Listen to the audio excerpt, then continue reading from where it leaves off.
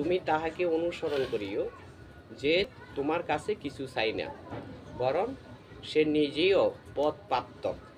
সূরা ইয়াসিন আয়াত নাম্বার 21। এই কথার মানে কি জানো? এই কথার মানে হলো, একটা কথা আছে, লাখে ফাঁক গুটিতে গুটি, সেই কথাটার এখানে আসে। এখানে এসে আল্লাহ জমিনের মধ্যে বিন্দু থেকে সিন্ধু পর্যন্ত, ছোট থেকে বৃহত্তম পর্যন্ত মানুষ আছে। মানুষ বড় আর ছোট আকারে না, বয়সেও না, এটা হলো গুণের বিষয়। তো সবচেয়ে মহৎ গুণ যাদের কাছে আছে তারা কি করছে? আল্লাহর হয়ে গেছে। যে ব্যক্তি আল্লাহর হয়ে যায়, আল্লাহর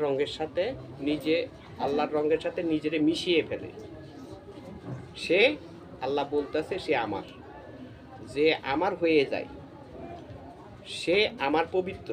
আমার পবিত্রকে দর্শন করা, স্পর্শ করা, সংস্পর্শ লাভ করা, সব কিছু আমার মাধ্যম থেকে হয়ে থাকে। মিডিয়া হলো সে মিডিয়ামে মানুষগুলাকে দেখাইতে চাই। আল্লাহ পাক কাকে দেখালো? সর্বপ্রথমে তিনার হাবিব মুহাম্মদ রাসূলুল্লাহ সাল্লাল্লাহু আলাইহি সাল্লামকে দেখালো। তারপরে দেখালো ওলিয়া উলিয়াগণকে। এই ওলিয়া উলিয়াগণকে বোঝানো হয়েছে তুমি তাহাকে অনুসরণ করিও যে তোমার কাছে কিছু চাই না, বরং সে নিজেও পথ প্রাপ্ত। এখন এই যে আগামীকালকে বৃহস্পতিবার, আমরা তো প্রায় সময় বলে থাকি তোমরা যে যাহা দিবা সাপ্তাহিক আনুষ্ঠানিক উপলক্ষে আল্লাহর নাম বিশ্বাস ভিত্তিতে তোমরা তা দিও। এটা মিসকিনের উদ্দেশ্যে খরচ হবে। তো মিসকিনের উদ্দেশ্যে খরচ, এটা তো আমার জন্য আমি চাইছি না, আমার জন্য চাইছি। এটা আল্লাহ বলছেন আকিমুস সালাত ও আকিমুস জাকাত। সালাত হলো কর্ম, চিন্তা এবং স্মরণ। জাকাত হলো রিজিক, তুমি রিজিক দান করো। আর আল্লাহ পাক বলছেন তুমি তোমার হক, তোমার জাকাত তুমি অন্যের মধ্যে আমি আল্লাহর নামে দান করে দাও। এতে তুমি ভালো থাকবে, তোমার পরিবারের সদস্যগণ ভালো থাকবে। আর যদি এই জাকাতটা নির্দিষ্ট স্থানে পৌঁছে যায়, তোমার থেকে শুরু করি তোমার পূর্বপুরুষ পর্যন্ত শান্তি লাভ করবে। এই পূর্বপুরুষ পর্যন্ত বলতে কি বোঝানো হয়েছে? সে যারা দুনিয়া ত্যাগ করেছে তাদেরকে সহ বোঝানো হয়েছে। এই জন্যে কিন্তু এইখানে এবং অন্যান্য দরবারের মধ্যে খেজমত নেওয়া হয়। এই খেজমত দিতে যাইয়া অনেকে বাধাই পড়ে। পৃথিবীর ভিতরে কোনো একটা মানুষকে জাকাত মাফ করা হয় নাই, কিন্তু একজন ব্যক্তিকে ছাড় দেওয়া হয়েছে। একজন ব্যক্তি, যে ব্যক্তি আল্লাহকে ঋণী করেছেন এবং আল্লাহর রঙের সাথে পরিপূর্ণভাবে রং মিশিয়ে ফেলেছেন, সে নিজে তো নিজেই নাই, জাকাত দিব কি আর? যে আল্লাহর হয়ে গেছে, আল্লাহর নামে উৎসর্গিত বা কোরবানি হয়ে গেছে, যে আল্লাহর রঙের সাথে রং মিশিয়ে ফেলেছে, এটাই হলো সাধু, সাধক, মহাসাধক এবং পীর আউলিয়ার জগতের মধ্যে বেশিরভাগ আছে। সবগুলা পীর আউলিয়াদের ঝুট এমন না। হজরতে বড় পীর থেকে শুরু করে আমার মুর্শিদে কেবলা হজরতে বাবা শাহজাহান শাহ পর্যন্ত এরা সবাই আল্লাহর নামে নিজেকে মিশিয়েছে তো বটের, বরং তাদের জন্ম লগ্নের থেকে তিনার আল্লাহর খলিফা সিলেক্ট প্রাপ্ত খলিফা, তার মানে রেজিস্ট্রি করা। কথার কথা, এই কথাটা জগতে প্রায় জায়গার মধ্যে খুঁজলে সন্ধান করলে পাওয়া যাবে। কখনো বড় পীর, কখনো খাজা বাবা, কখনো নিজামুদ্দিন আউলিয়া, কখনো বাবা ভান্ডারী, কখনো বাবা বাগ পাঞ্জাতন। এরা যুগ জামানা আগমন করে রূপ ও নাম পরিবর্তনতায়, কিন্তু রুহ আত্মা একটা। আজকাল থেকে শুরু করে প্রায় 15-16 বছর আগের ঘটনা। আমি কাফেলা নিয়ে বসতাম, তো সেই জায়গার মধ্যে আত্মাওয়ালা আত্মার খবর জানে। যেমন আমার কাছে যারা অবস্থান করছে তাদের সাথে আমার একটা সম্পর্ক অস্তিত্বের সাথে না, অস্তিত্ব হলো একটা ঠিকানা, যে তুমি কেমন আছো, তোমার নাম কি। তারপরে আত্মসমাপ্ততার ভিত্তিতে হলো আত্মার পরিচয়, আত্মার জন্ম। যাদের সাথে আত্মার জন্ম হয় তারা থাকে আমার নিকটে, আর যারা দূর থেকে ভালোবাসে, বিশ্বাস পরিপূর্ণ রাখে, তাদের সাথেও আত্মার একটা এক এক সময় অলিয়া উলিয়া যারা আছে তাদের সাথে সাক্ষাৎ হয়ে থাকে। যেমন আজ থেকে 15 বছর আগে আমি গান বাজনার একটা মাহফিল করতাম, সপ্তাহে একদিন। তো সেইখানে একজন লোক অনেক আগের থেকে আমার ভালোবাসতো, সবসময় আমার সন্ধানী করতো। আর মাহফিলে আসার পরে আমি বসে রয়েছি আসনে, তো আমার এই জায়গার মধ্যে খুব কাছাকাছি লোকটা আমার দিকে মুখ করে বসে আছে, তার মানে তার দেহ অস্তিত্বটা আমার দিকে। কিন্তু আমার সামনে যে গায়ক শিল্পী আছে, সে শিল্পী হারমোনি নিয়ে সে পজিশন নিচ্ছে। তো আমি তো কথাবার্তা তেমন একটা বলার সুযোগ নাই, বলিও না, বলবো কার কাছে, হরেক রকমের মানুষ আছে। তো ওইখানের মধ্যে আমি আমার মালিকের উপরে স্মরণে রাখছি এই যে সালাতের অপর নাম হলো স্মরণ করা, আল্লাহকে ভয় করা। এই অবস্থার মধ্যে যদিও বসে আছি, কিন্তু আমার মধ্যে তখনও সালাত কায়েম ছিল। এই সালাত কায়েমের অর্থ হলো আমার সাথে, আমার আল্লাহর সাথে সম্পর্ক আদান প্রদান চলছে। আমার নিঃশ্বাসের সাহায্যকারী যিনি, তিনাকে আমি স্মরণে রাখছি। তখনই আমি চোখ বন্ধ অবস্থায় ঠিক এইভাবে ছিলাম যে মালিকের স্মরণে কালাম পাঠের মধ্যেই ছিলাম, তিনারি কালাম, তিনারি নাম যখন পবিত্রতা, এভাবে এই অবস্থার মধ্যে আমি একটা ইশারা দেখাচ্ছি, নমুনা দেখাচ্ছি যে অলিয়া উলিয়ারা কি জিনিস।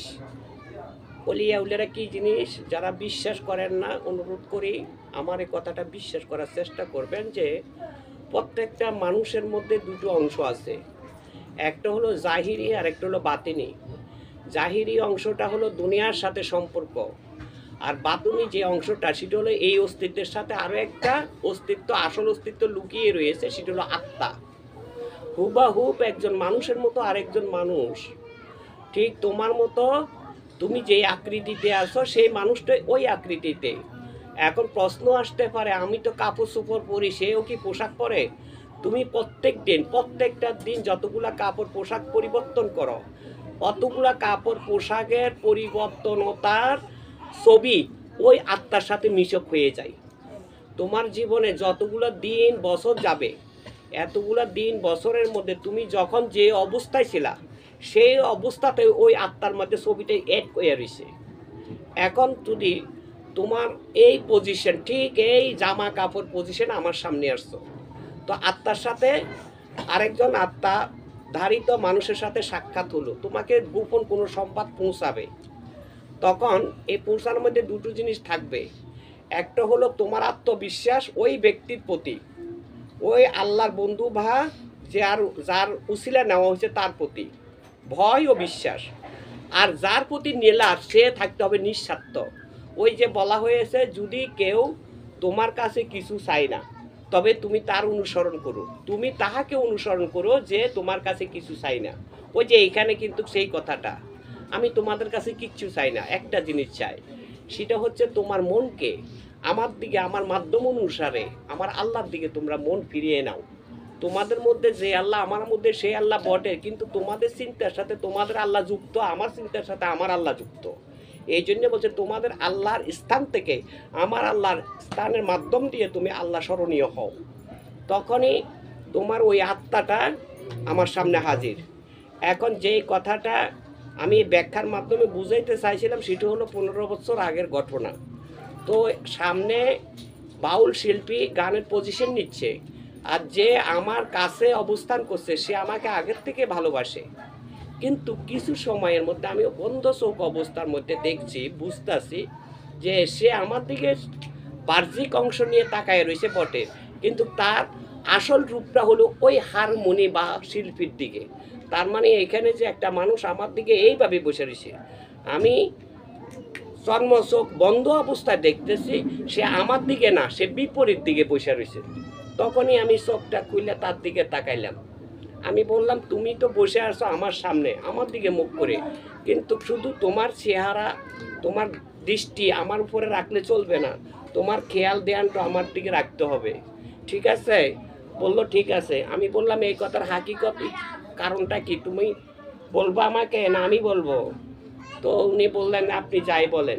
আমি বললাম, এই কথা বলার অর্থ হলো তুমি একজন গুরুর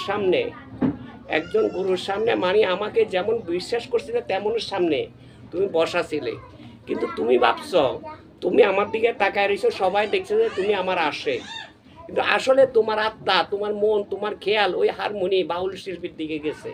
অতএব সেই দিকে কোনো কিছু রাখা যাবে না। তোমার 16 আনা মন এইখানে রাখতে হবে, তাহলে তোমার দিকে তোমার যে একটা সাক্ষী সেটা আল্লাহ হবে। তুমি আল্লাহর দেয়ানি, আল্লাহর খেয়ালি, তুমি আল্লাহকে কোনোভাবে ফাঁকি দিতে পারবা না। কারণ আল্লাহ, তোমার আমার চোখ দুইটা, আর আল্লাহর চোখ হলো সর্বাঙ্গে, আল্লাহর চোখ সর্বাঙ্গে। তো এই জন্যে বলছি যে আধ্যাত্মিক বিষয়টা বুঝতে হলে আগে বিশ্বাস পরিপূর্ণ আনতে হবে, আল্লাহকে ভয় করতে হবে, আল্লাহর স্মরণ চিন্তা জপন অন্তরে রাখতে হবে। একজন মানুষের মাধ্যম দিয়ে আল্লাহর পরিচয় দেওয়া সম্ভব, হাদিস কোরআন দিয়ে কখনো বলা যাবে, তবে আল্লাহ দেখানো যাবে না। এখন যে বক্তব্যটা দেওয়া হলো এটাই হলো আল্লাহকে পরিচয় দেওয়া, আল্লাহকে দেখিয়ে দেওয়ার একটা পরিচয়। কারণ তোমার আত্মার মধ্যে যে, তোমার অস্তিত্বের মধ্যে যে আত্মাটা আছে সেটা হচ্ছে তোমার কর্ম পবিত্রতার একটা অংশ। এখানে কথা হলো সকলের প্রতি সালাম, সকলে ভালো থাকবেন। অস্তিত্বটাকে বড় বিষয় মনে না করে আত্মার জগৎটাকে বড় বিষয় মনে করব এবং নিজের খেয়াল দেন আল্লাহর দিকে সই করব। সকলের প্রতি সালাম, আসসালামু আলাইকুম।